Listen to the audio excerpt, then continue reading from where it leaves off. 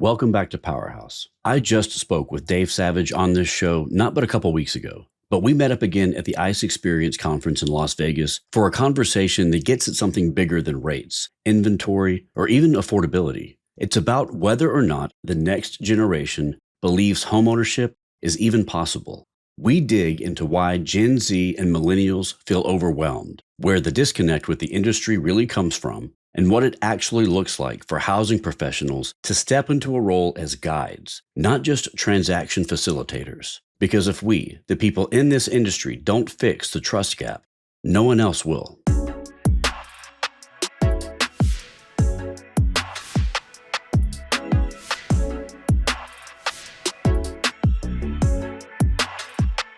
Dave, thank you for joining me. It's good to be here, man. Yeah, I know. Our first and only podcast aired, I don't know, like a week or two ago. And whenever I closed out, I said that it would be, look forward to having you back on, and going to have to do it soon. I didn't think it would be 2 or 3 weeks later. Well, we got to take advantage of being in person together. Yeah, for sure. Well, we talked about this at the end of our last podcast, and I didn't get to talk to you long about it. That's why I wanted to have you back on, is I want to talk to you about the FirstHome IQ initiative, and I guess you're a co-founder, so I'd like to know kind of your journey to getting involved with FirstHome IQ. What led to you wanting to be a co-founder? Can you walk me through a little bit of that journey? Yeah. So this is my 40th year in the mortgage business, and I've really spent my whole career trying to change how people get into debt from the inside out. Right.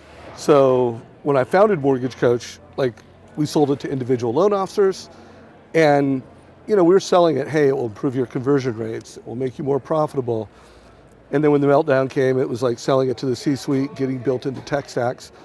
But I'm serious about the fact that let's change how people get into debt in America, so that when they do get a mortgage, which is the most important financial planning decision they make, they look at options, they look at strategies over time.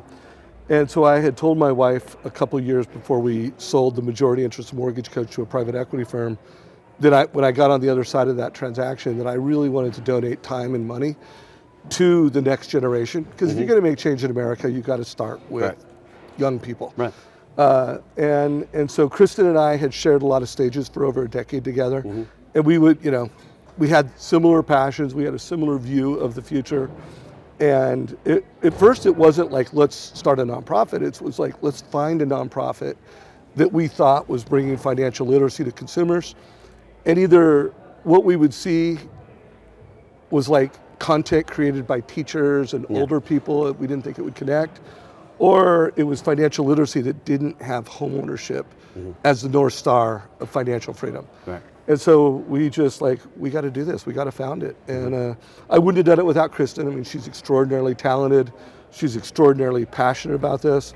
And then Todd Bookspan, who I've been in business with for a long time, the three of us came together, and we are changing how people get into debt. And hopefully we're preparing millions, not yet millions, but the goal is millions of Gen Z into I want to buy a home.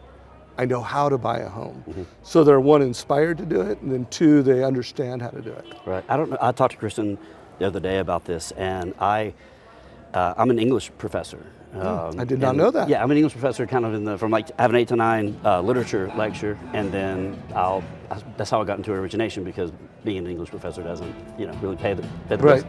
So I started a course with my Composition 1 class many years ago, and I started out through a project management plan, and that ultimately led to a personal goal-reaching course where you take the rhetorical modes, and it's everything from description, definition, to process analysis and research. And so I modeled the course, and this is after I've been in the industry as an originator for a while, to where they use these critical thinking modes, and they write these essays that specifically ties into the next. And I tied that I push it, they can kind of write over whatever they want, but I pushed it more towards either being able to establish good credit or be able to get into a home. Where I teach, the college which I teach, is an underserved community. The majority of the kids that I teach there, they grew up on welfare, they grew up in government housing. And so by the end of my course, they'll have been able to look down the road 10, 15 years and know kind of what career they want to get into while they're going to college, and then kind of establish a plan for what type of home or relative to the career that they're going into. They'll know, one, they'll know different loan products and they'll understand how to establish credit or trade lines if they don't already know how to do that.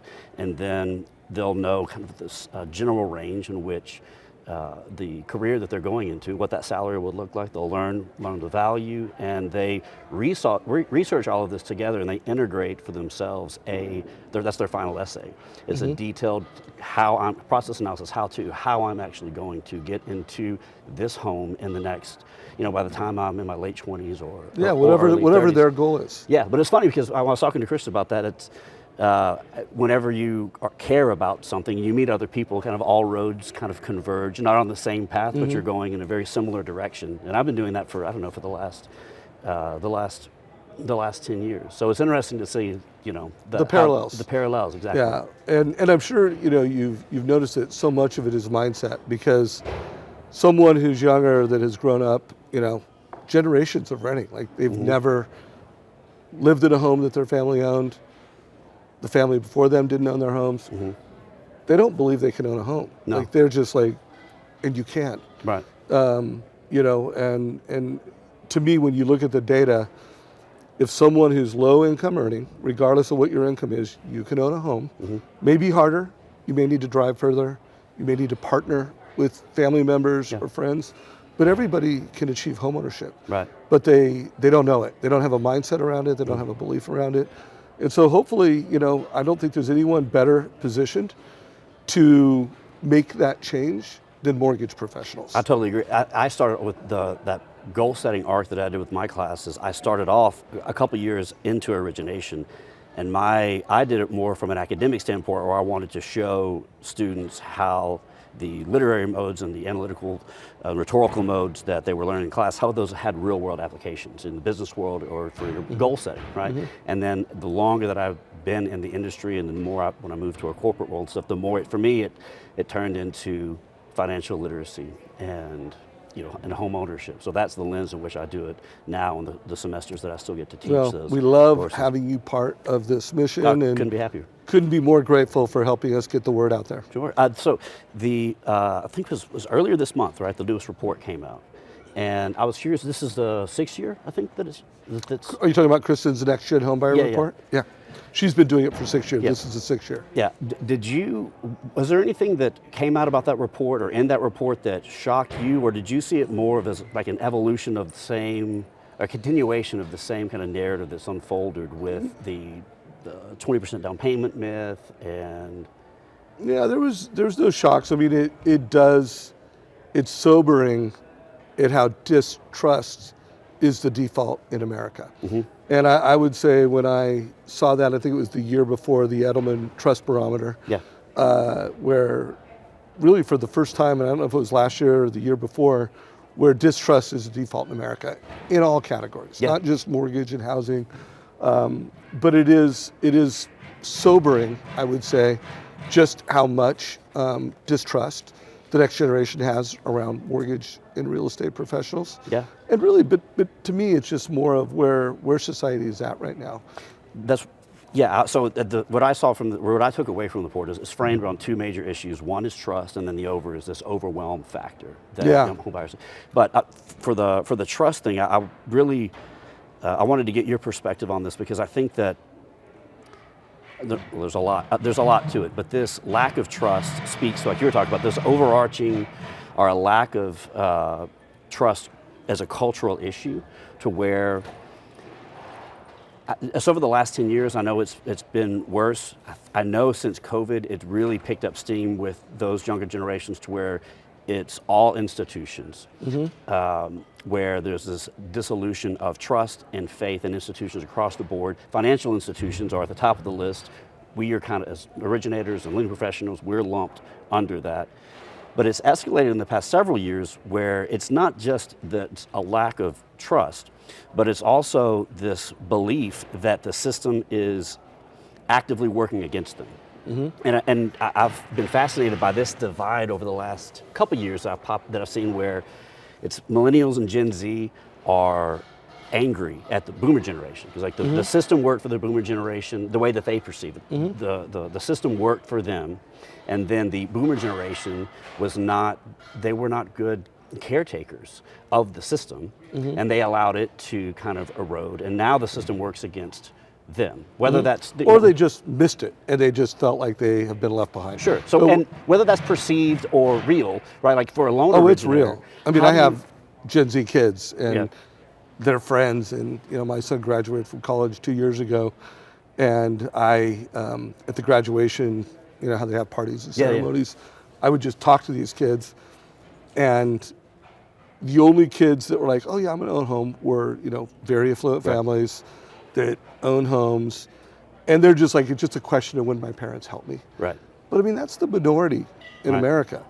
And but most of them just believe either it's never going to happen or it's passed me by. Well, how do you recommend that that LOs, when it comes to communicating with millennials and Gen Z, that you can't combat that feeling because that's not the right word, but they acknowledge the perception, the feeling, the reality, and then they establish a trust with them? How do they communicate with them in an effective manner to where you're not combating either perceptions or combating like, no, you can do it because it's X, Y, and Z, like to pull yourself up by the bootstraps kind of like speech that a lot of times people are more hardwired to give, because you're not acknowledging how people feel. The way that people feel is their reality the majority of the time. Yeah. Well, I think the first thing we need to start doing as an industry is not rent shaming. Yeah. That, hey, it's okay to rent. And there's a time to rent, and the way we like, oh, you're throwing money away, you're wasting money. So I think a lot of the marketing that we do is rent shaming. And so we gotta not do that. Now, by the way, not everybody. I mean, there's some extraordinary mortgage professionals and companies, but I think it's through telling stories, story-driven marketing. And telling stories how people, like I can't remember the last time I saw marketing where you talked about a first-time home buyer that, came from a family that hadn't owned a home ever in their family history, and then the story of how they overcame that and how they shifted their mindset. And I also think it's okay to tell a story of some, young kid that came from a family that's affluent and was able to get the family to help them financially. But I think it's not rent shaming, telling stories of how people do it. And then I also think it's pretty hard, like when I ask loan officers, how many first-time home buyers did you help this year? Most of them don't know the number. Right. We need to start celebrating that. Right. Like we should know as a company, as a loan officer, how many families I helped. And then we also need to start celebrating people achieving home ownership in their 20s. Yeah. Like if we want to get it out of the 40s and the 30s, tell stories of how 20-year-olds achieve this from all different demographics, from all different economic backgrounds, story selling. I have something that ties in, or that I wanted to riff off with the story thing, but before I had another stat I wanted to ask you about, because I'd love to hear your thoughts on this. The report showed that there's a significant increase in the number of potential young home buyers that no longer feel that homeownership they're not confident that homeownership is a good investment. Yeah. Right. But that's a massive. Right. But at the same time, 8 out of 10 still feel that homeownership is essential to the American dream. Yeah. Which is that doesn't really weigh. You have this on one hand and then this on the other, and they used to go together, hand in hand. But now that perception of the American dream, it's essential still, but it's not a worthwhile investment.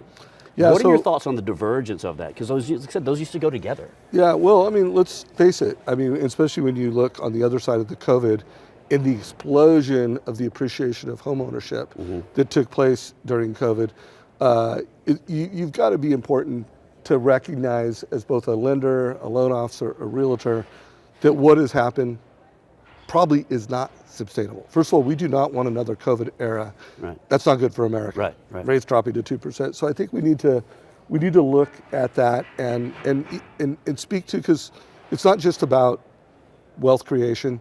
It's also about owning your future. So like part of when we came up with like, what is the tagline for First Home IQ? Own your future. Right. Part of owning your future is having a home where you don't need to have permission to have a dog or a cat. Yeah. Part of owning a home is being able to paint the walls the color you want. Right. And, you know, part of owning your home is not renting a home and having someone tell you that your rent's going up and you can actually, you know, control the future. Right. So I think we need to tell stories, and I do think we really lean heavily on telling the stories based off of the past performance of housing, of how, you know, look what you're going to have in 5 years based off of the last 5 years, when that's not necessarily how it's going to perform in the past. So I think there's no silver bullet, there's no magic pill or one thing. It's accumulation of a lot of things that we need to do. Right. This was what I was going to say earlier about stories and storytelling. If you tell a story long enough, it becomes a myth, or it becomes mythical, right? And then in America, the American experience, you have the dream of home ownership. The home is central to the American dream, and that is a story, right? That has become, when I say a myth, I don't mean in a negative way, like it's not true, but it's become mythical. Right. And so that changes from one generation to the next, right? And so the way that, you know, my great-grandparents felt about homeownership and the American dream is different than my parents, and that has changed from one generation to the next. And I think, you know, to me, what that stat, or those two stats say, where you have it's not a great investment, but it's also central to the American dream, is that it actually might be tied in some way. I think it might be tied to the structure itself, right? We have like more and more single buyers or potential buyers on the market, right? And so maybe, you know, they're, in a lot of people's minds, like they don't, you know, 2,000 square foot, 3-bedroom, 2-bathroom house with like a picket fence and like a backyard for their dog and stuff, like that's maybe, you know, my generation, so your generation, and that's, but Well, for there's them still it's a people town, that want that. you know, You got to tell different stories. Sure, but like I'm saying, I think it's an evolving story, right? And so what homeownership means to younger home buyers now is not the same as what it obviously doesn't mean that it's not there, right? That's because that's central to the American experience. It's just it's a story, it's a narrative that changes over time. And as it gets passed down to younger generations, there's the essential parts. It's like how heroes become myths, right? It's the same story told down generation after generation, and some parts stay, and then other parts they kind of die off whenever they're not as relevant or not as important anymore to a generation. You know, what you just said made me think of something else that we really need to do. And it's something at First Home IQ that we do a lot of is, you know, I think for many Americans, the American dream is home ownership with personal financial freedom. Yeah. And if you are a parent and you have kids, to have them achieve home ownership in their 20s. And so we are also at a point where we need to re-inspire parents to help kids. Because for many years, you know, like my dad, you know, and the way I grew up was like not to help me. Yeah. You know, not to help me with college, and I couldn't be my best self without the struggle. But I do think we also need to re-inspire, re-educate families that have homeownership. You know what? It's not only okay to help your kids, you should help your kids, both educationally and financially, if you have the means to do that. So we need to really be talking to both the next generation directly, and we need to be talking to the adults, the family members around this movement of let's change the narrative in America. Right. Everybody can have home ownership. It's all about inspiration, education. One of the things, I talk about this a lot, and I was going to ask you about this idea that for Gen Z and millennials, that there are, from my experience and talking to them from a potential home buyer, you know, lens, it's almost, I joke around about being like a fatherless generation, but for LOs to take on, you know, we talk to LOs and advise them to take on this advisory capacity, but I feel like there's a need for lenders, for originators to take on this almost like in regards to home ownership and the home buying process, because the overwhelm factor was another thing that came through in the report.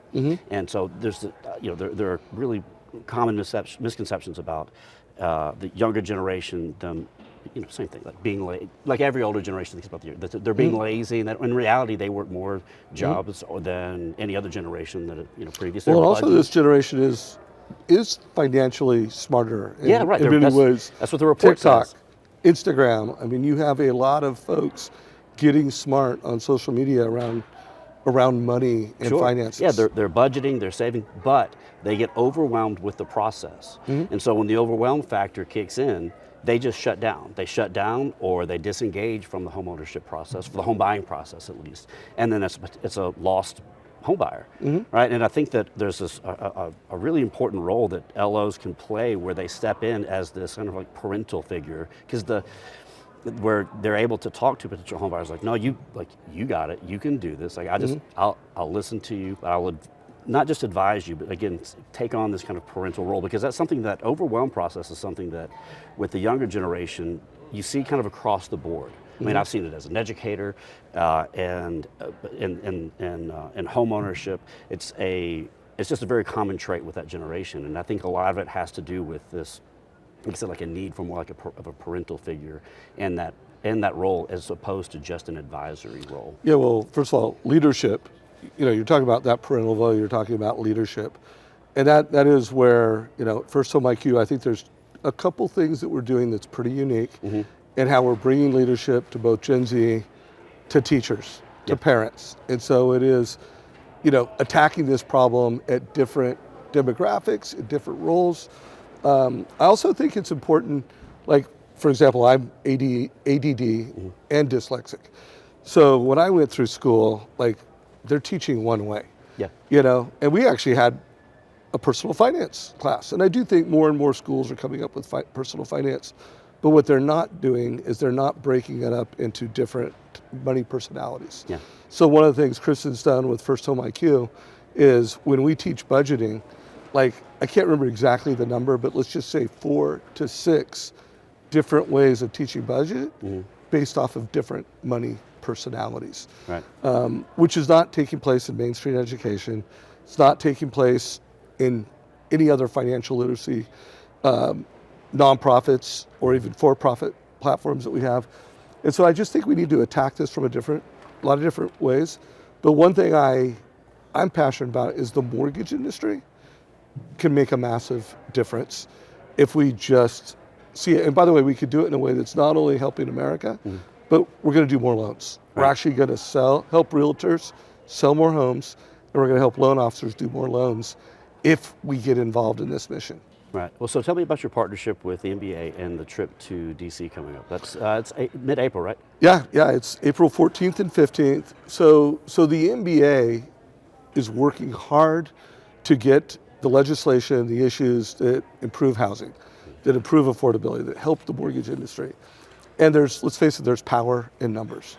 So the NBA is working hard to get loan officers involved in that. First of all, the loan officer is uniquely positioned in that they're the direct connection between the consumer and the mortgage itself. So we need to get more loan officers out there. And the NBA's had a challenge with that, getting loan officers to come and do it. So FirstHome IQ, we want FirstHome IQ to be, well, I was a co-founder in it, to be the mortgage industry's nonprofit. Building our board of directors last year was a very important initiative. Clayton joined the board of directors, Mitch Kiter, lots of great longtime leaders in the industry. But we really, for us, we want the industry to be aware of it. So thank you for helping us create awareness that this nonprofit's here. We also need legislators to be aware of it. So for us, this is a huge opportunity. I think we're over 50 loan officers now. One of your goals was to bring one from every state, I believe, right? So the first goal was to have 50 or more loan officers. And don't quote me on this, but I don't believe there's ever been more than a half dozen loan officers out of 500 people from the mortgage industry. It's been executives. So let's 10x the numbers and have someone from every state. We're currently at about, I think, 24 states. Okay, great. I don't think we're going to hit 50, but we have passed the 50 mark. Hopefully next year we have hundreds of loan officers, And we have multiple loan officers from every state. What can the LOs that are attending, or perhaps an LO that might be curious about attending, what can they expect when they get there? So first of all, for any LOs listening to this, I think what you do on the Hill matters, what you do before and after matters. So like, I think loan officers that really want to future-proof their career, they're building social media brands.